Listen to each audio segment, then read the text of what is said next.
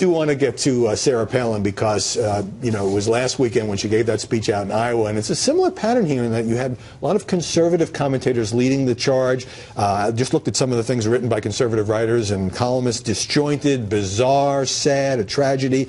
National Review's Charles Cook called it a slow and unseemly descent into farce. Let's take another look at her speech. Things must change for this our government. Look at it.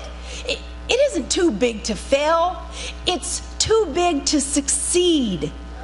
It's too big to succeed so we can afford no retreads, or nothing will change with the same people and same policies that got us into the status quo. Another Latin word, status quo, and it stands for, man, the middle class, everyday Americans are really getting taken for a ride. This isn't about one bad speech. This is places like National Review that cheered on Sarah Palin in 2008 when she was the VP nominee, now kind of cutting her loose. Yes, I think that it's taken the conservative media a bit too long to realize the Sarah Palin problem, quite frankly. She's been giving the same type of speeches for the last 8 years, which is go after the left media, go after Obama, little on substance, little on solutions. And so I think that at that point, when there was a time beforehand after the convention where she gave this wonderful speech, and then you had the liberal media going, attacking her, saying these horrific comments about her and her family, that they came out and defended her. But then when she comes out this past weekend, or last weekend in Iowa, where they said to her, where she says, I'm seriously considering running, and then she gives a speech like she's at a cocktail party in Iowa, that doesn't work. I mean, they're like, this is not what we need. This is the same type of speeches that she's been giving forever, and I think they're coming to the reality of this. Now, Palin, of course, is a Fox News contributor, and this hasn't been talked about much on Fox, but I said I'd take her seriously when she gave up her Fox contract, like Mike Huckabee, like Ben Carson. Liberals, I think, liberal commentators, Julie, I think are enjoying this because they've been critical of Sarah Palin all along and now kind of in an I told you so mode.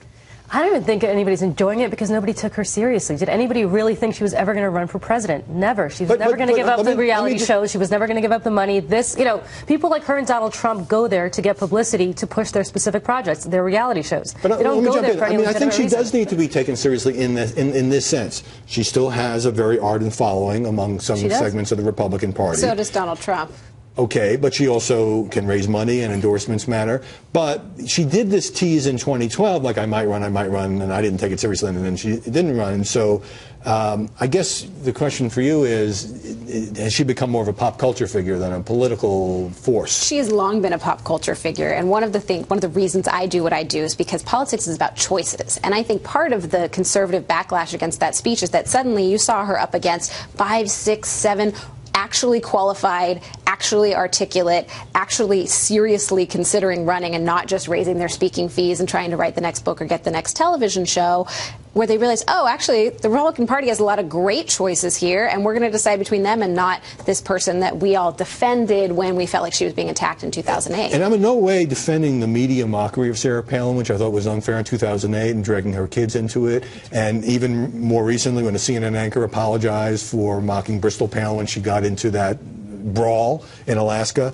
But at the same time, Palin often seems so interested in getting even with the media that she narrows her message to that. Right, and she spent those first 10 minutes of that speech in Iowa basically talking about these left-wing, complaining about the left-wing media. And but then she went on Bill O'Reilly's show, and excuse me, O'Reilly took a poke gentle fun at her, and she went on Sean Hannity's show, and she complained about Fox. Which is so interesting. It almost feels like she can't take the criticism. I mean, if you can't take the heat, get out of the kitchen. You know, that's what I say. It's like, you got to just move on, and she just really can't do that. I mean, she's calling Fox a quasi-conservative outlet. It just doesn't work. So I think she's in a very tough position, and she needs to figure out what her role is, which is that of continuing to rally the base and not even consider a run for the president. Right. A quick note, Boston Globe has a piece on Jeb Bush back when he went to Andover, and Bush, very shrewdly in my view, cooperated with the piece and said, yes, when he was a student, he smoked pot, he smoked hash, he denied a certain bullying incident that was related in the piece, rather than sort of letting this develop, you know, get the story